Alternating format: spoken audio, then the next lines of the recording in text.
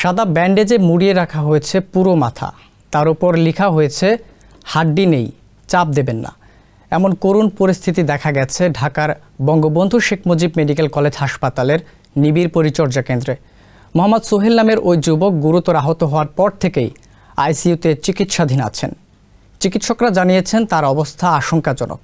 গত 16 জুলাই কোটা সংস্কারের দাবিতে চট্টগ্রামের মুরাদপুর এলাকার আন্দোলনকারীদের সঙ্গে সংঘর্ষের সময় একটি 6তলা ভবন থেকে 15 জনকে ফেলে দেওয়া হয়েছিল। তাদের মধ্যে সোহেল একজন। গুরুতর আহত হওয়ার পর প্রথমে চট্টগ্রাম পার্ক ভিউ হাসপাতালের আইসিইউতে রাখা হলেও পরে উন্নত চিকিৎসার জন্য বঙ্গবন্ধু শেখ মুজিব মেডিকেল কলেজ হাসপাতালে পাঠানো হয়। হাসপাতালে চিকিৎসাধীন সোহেল সহ বাকিদের খোঁজ খবর নিয়েছেন প্রধানমন্ত্রী শেখ হাসিনা। বিস্তারিত থাকছে প্রতিবেদনে। বঙ্গবন্ধু শেখ মুজিব মেডিকেল কলেজ হাসপাতালের নিবিড় পরিচর্যা কেন্দ্রের মৃত্যুর সঙ্গে পাঞ্জা লড়ছেন মোহাম্মদ সোহেল।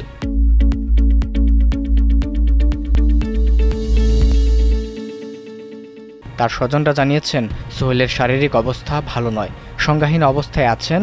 মাথায় এত বেশি আঘাত লেগেছিল যার কারণে খুলি খুলে রেখেছেন চিকিৎসকরা। খুলিটি বর্তমানে ফ্রিজে রাখা আছে।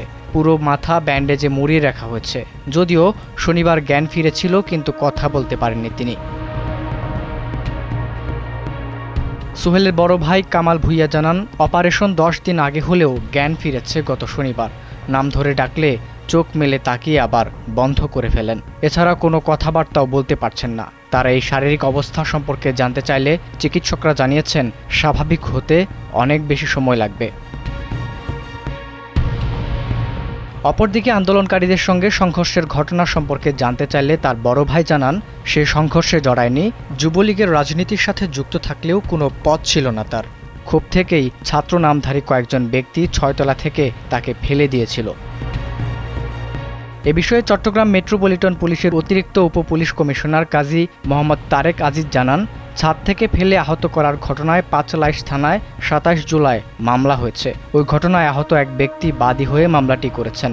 সেই মামলায় 50 জনের নাম উল্লেখসহ 30 থেকে 35 জনকে অজ্ঞাত আসামি করা হয়, তবে এখনও কাউকে গ্রেফতার করা হয়নি।